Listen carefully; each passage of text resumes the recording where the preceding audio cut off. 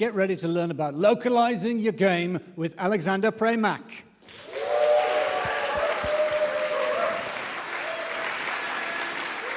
Thank you. Hello, AdventureX. It's nice to be back. Yeah, sadly, the people on stream wouldn't be able to see this, but okay, we could cope with that. So, the topic of the talk is localize your game the right way. Sadly, there is no right way. I lied. So let's start with that. Before that, let me briefly introduce myself. My name is Alex, and I have translated those beautiful games, and also like maybe 70 more. Yeah, I love them all as my children, but some of them I love more. Please don't tell the others. Yes, there's my website. You can check it out after the show if you fancy to see what else I did. Yeah, so that's it for the introduction. Let's move to the talk. First of all, why is it called, like you may see in the schedule, that it's called the Developer's Handbook? Why the Developer's Handbook in the first place? Well, while applying to this talk, I thought to gather some initial things like about localization and to compile them into one bit, like of a handy thing you can actually put in your mind palace, in your mind palace, and be able to consult it while you are preparing for localization of your game. Which brings me to the question, please raise up your hands, those who are translating video games for a living. Okay, please don't throw any sharp objects at me, otherwise I can't dodge. Now the next question is, who are going to localize their game in any foreseeable future? Please raise your hand as well. Okay, good. How convenient. This talk is for you. So thank you that you came. So let's move forward. Before I actually start talking about things, I'd like to give a disclaimer that this talk, well, it's mostly about indie games because I work in indie sector. Of course, with some smart thinking, it could be applied to a project of any scope. I wish. So you could try that and just write me an email. Oh my God, we failed because of you. Thank you so much. But apart from that, yes, mostly indies because I love indies and it's easy to work with, like in a way that you can approach the developer, but that is for the next thing to cover. And also, which brings us to the first and initial thing. So you want to translate your game. How brave. You're in for a surprise because some people think it's pretty simple. Like Alex, you can just throw your text into a group of people, professionals preferably, and they will return the text in their own native languages. Yes, it works like this, but it really doesn't. And the thing is, the following questions may be present as well. So, is it necessary at all localizing your game? What languages to pick? Because there are a lot of languages to pick from. Where to find your people? Like as I've said before, preferably professionals.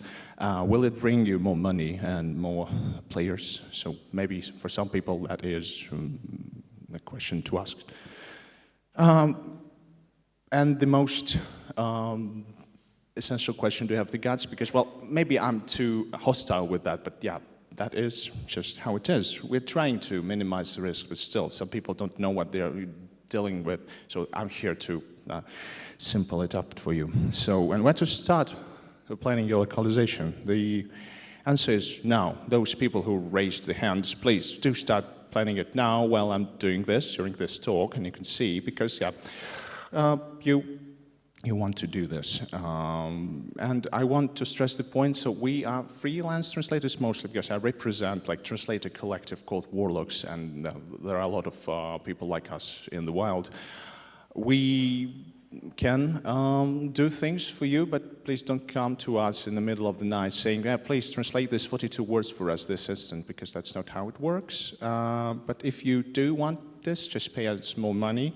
So, yes, and this is just planned ahead just to pay us more money and to send words accordingly to the schedule.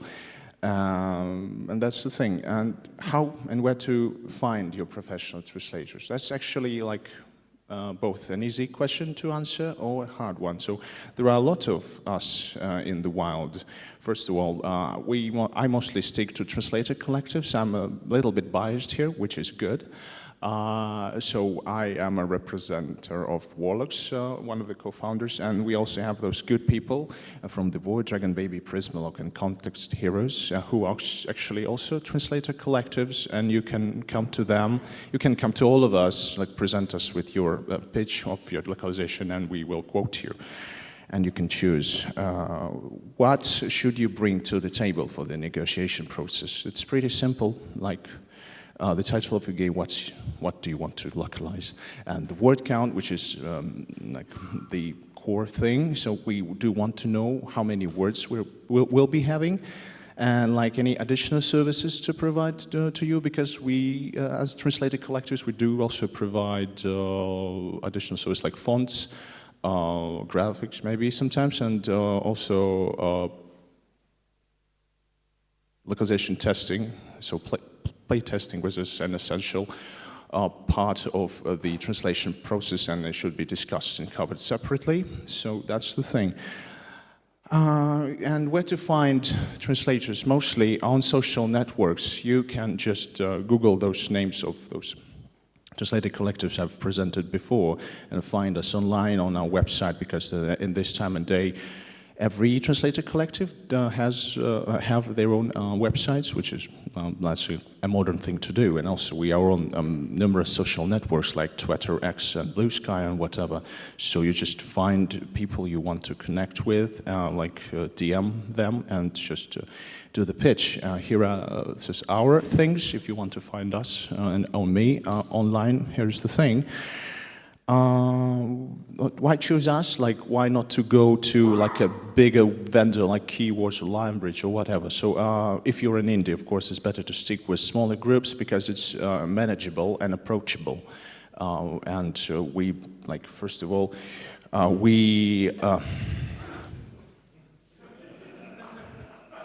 just imagine this in your head.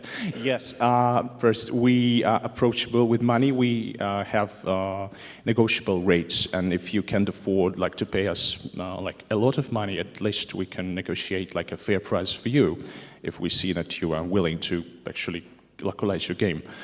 So yeah, that's one of the points. And also, like, you minimize the chain. You're just paying us, the translators and project managers, not the execs and all the big guys who are actually, like, I don't know, taking away your money. Apart from that, yeah, that is like a sane reason to go to us first. And then, of course, we are approachable. Like, you can DM us, you can write to us on our website. And if we're working with you, of course, there are like established means of communication to actually come back to us, and we come back to you if we have any questions. And if you have any questions in the process as well, because it's surprisingly how sometimes developers even have more questions than translators regarding their game, because they are like seem more invested. That is natural, but still, yeah, they want translation to be well maintained. Apart from that, we also have like comfortable work environment. Since the pandemic, a lot of people started working from their homes, so we just never stopped. And that is like a key thing. And also, as I've said, we're not working like exclusively for you, but we're still easy approachable. But don't go to us in the middle of the night asking for very strange requests. If you do, let's cover them accordingly. And if you don't do this, we have like a financial situation that maybe if you pay us more, we can finally afford this iron chair everybody is talking about. It's super expensive, but yeah, I'm broke, but my butt is comfy though. So I don't have those chairs. I just have a simple stool, but it's me because I'm Russian. And yes, the borderline for this section is just like stick to translator collectives, but not big vendors, because we're fun. And how to compile an official locate. So after you pick up your translators, you just want to present us with something. We discussed the terms, we've discussed the word counts or whatever, so you have your text ready. Or do you? So I don't know. And apart from that, what to include in your locate? What is a locate? Is a localization kit, whatever you have, plus your text, preferably your text first, and then all the things after that. But so, what to include? It's a little bit of a mess. Most of the time it's like this. So, yeah, you could include your lore, of your game, if you have like a world building piece, you're writing the text of your game, like artwork, VA takes, sources of inspiration, where to look, because while we're translating, we actually like extensively Googling things to get to the gist of it, because that's the key point of localization. You want to localize accordingly and properly. So, and if you have any location and characters, you have a list, like descriptions for characters, preferably with genders and whatever, because well, some languages are heavily gendered, and we still have to maintain that, especially like for Russian, Ukrainian, Belarusian. That's the thing. Apart from that, like literally anything you can gather up for your game, things like notes from while you were writing your game, because writing is a creative process, and you have all the things lined up for you. You can support us with this. That would be a huge help, because sometimes we don't have anything and we just have to imagine things in our head. That is affordable, but still very time consuming. So that is like a very rough example of how a log-kit should look. Mostly we have them in spreadsheets, so people just upload the things on Google Docs or whatever. So we have separate tabs like source actors, people who are like speaking. If you can indicate the lines, if it's like heavy narrative game, we're at an AdventureX of all places. So you can put your actors here for us to understand what the dialogue is. And also like comments for lines or whatever, and also the target languages. There could be like a couple of them, and also like separate tabs. You can like segment your localization kit into like different segments, like dialogues, places, location descriptions, barks, whatever you see fit. And don't forget to put in the queries list, because Q&A is important. It's one of the means of the communication. While we're translating, we're constantly thinking, surprise, surprise, and we are gathering up those questions and we're pouring them on you, because we're like people who want to get to the gist of it to deliver a good translation. So yeah, and the downside of it, that you have to check these tab from time to time and actually reply to our questions, please. That's the thing, yeah. But if you don't, you just get this, yeah, and our reaction is in the corner, so now we're pretty baffled when it happens. We're just like, no, you don't do this. You provide more context, please. If you don't, I do have a knife. Yes, I've passed it through the customs. Yeah, I have my means. So apart from that, you compiled your log kit. The next step is actually translating the game. So how to manage feedback from your translators? Well, it's pretty easy.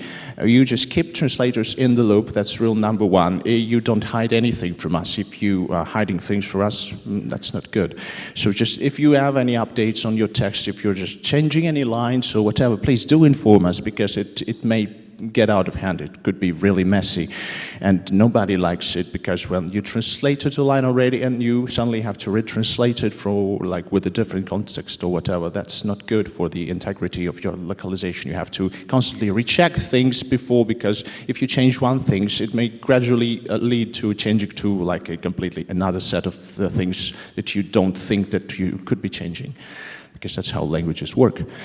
And how to actually communicate with us while we are on your project. So means of communication, most of the game developers nowadays have Discord servers for their community. So the easiest way is to establish a closed channel for your translators, because we also have Discord accounts. If we don't use it much often, we still pop in for a question or two for you.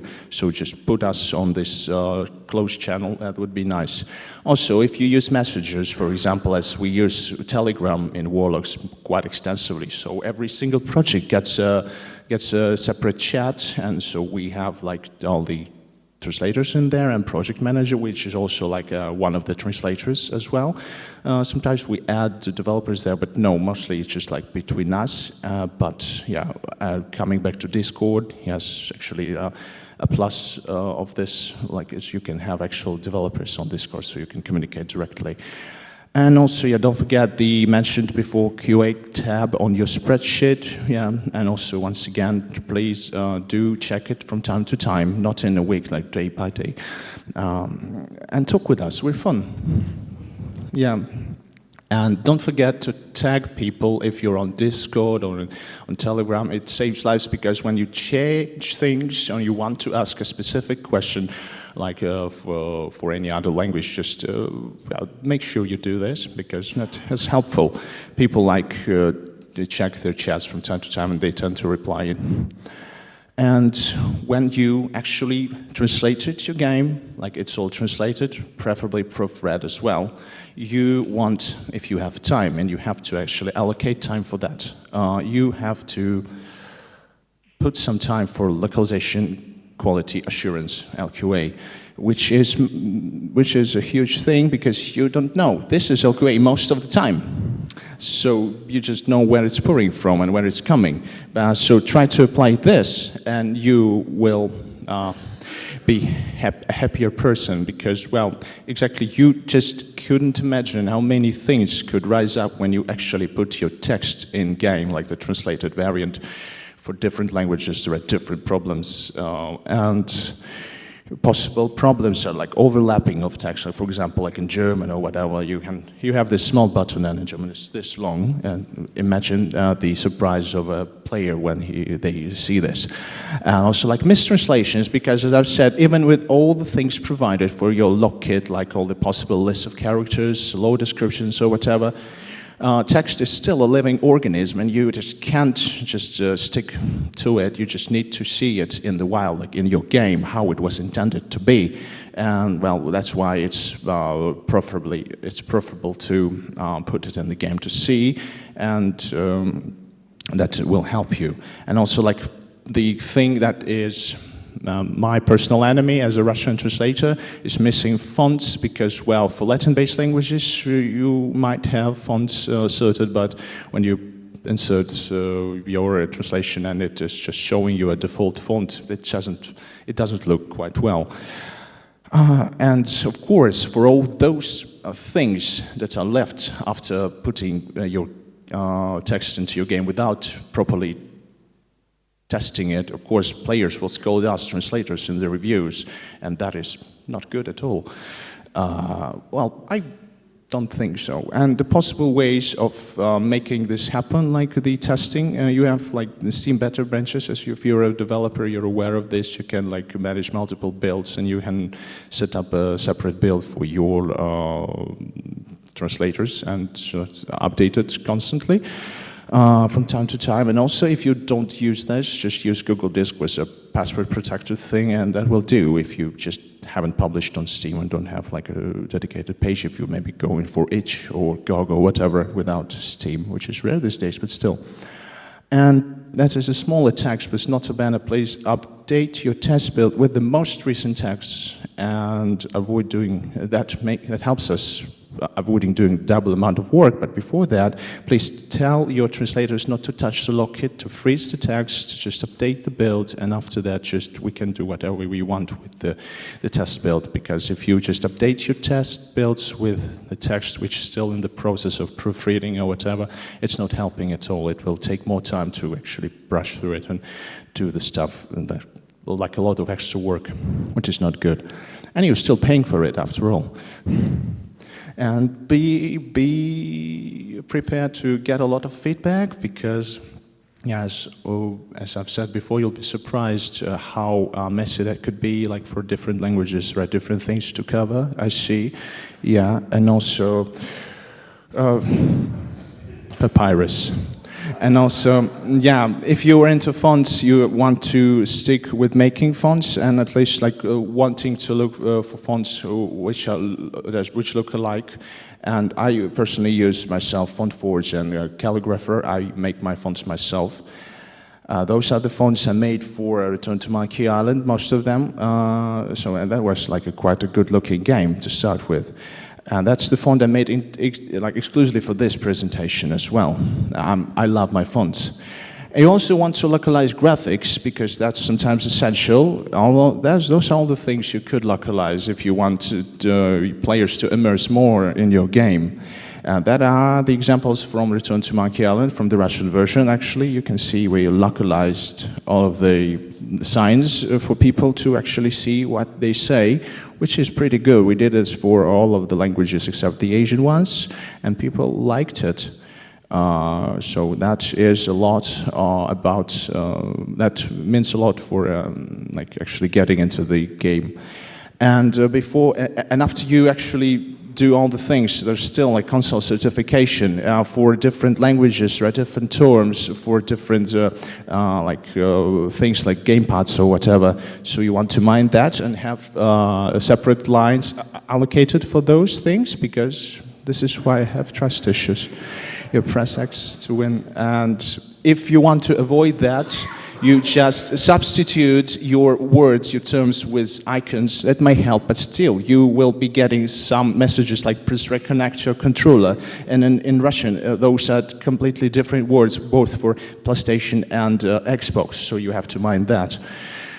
And yeah, the most vital part, how to credit your translators. Just do it, just credit it. That's simple. Yeah. Thank you. Do this. I have a knife. Or else. That's me. Yeah. And how to monitor Steam reviews after your game is published and you are into like monitoring your reviews. There's a tool called Steam Scout by Toge Productions, who made Coffee Talk, and it's a thing. You put your Steam ID into this thing. There is a site for that. You monitor reviews. You can segregate them for languages and see the positive and negative reviews. And you can download a CSV spreadsheet and actually machine translate it to see if the translation reviews are okay, if they mention something in your native language, as you may understand it. Don't machine translate your games, though. That's the rule. But for that, it can help. You can allocate like a single person for that. It may take you like a day or two to brush through all of this, but at least you know it's good. I checked Return to Monkey Island Steam reviews. It was 14 out of 14 positive reviews, so I assume my Russian translation is good. And how to lose yourself in a happy dance after you've managed to do all this? I don't know. I don't dance. And it really goes to plan. But it is really, if you mind all of those simple steps, you will be in for a treat. Thank you. The end. Now, maybe a couple of questions.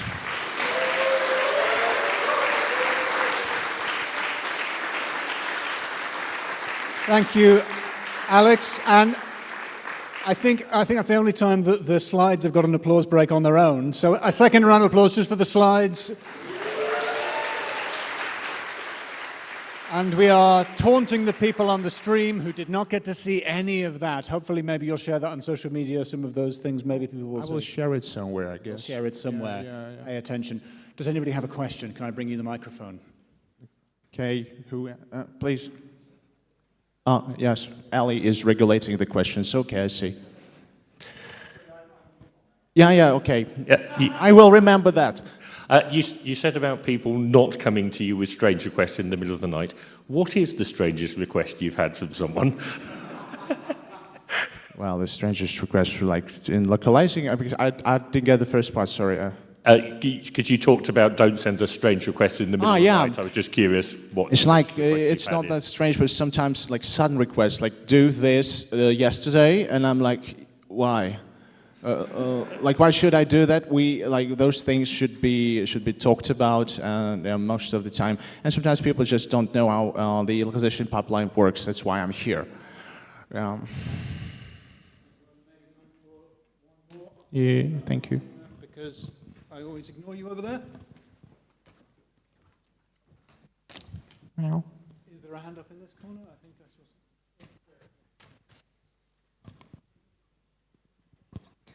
Hi, thanks for the talk. You mentioned about how other languages use gender differently, and I'm curious, if you're making a game where the character can choose their gender, or even choose non-binary gender, is there anything we can do to help localizers when, say, translating lines that need to refer to that character in the third person, or to help make that easier?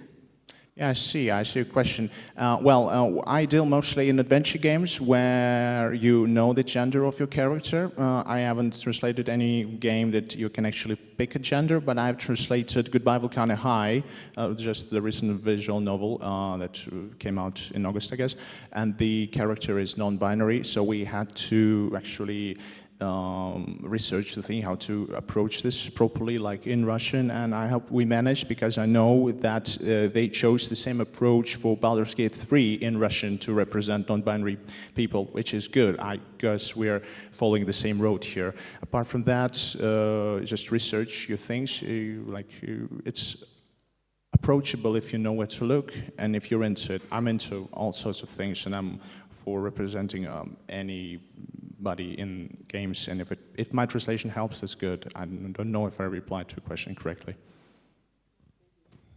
Thank you. That was a thank you. I think I'm going to have to call that to a close and call lunch, but please join me in thanking Alexander Thank Preymak. you so much. You're a great crowd.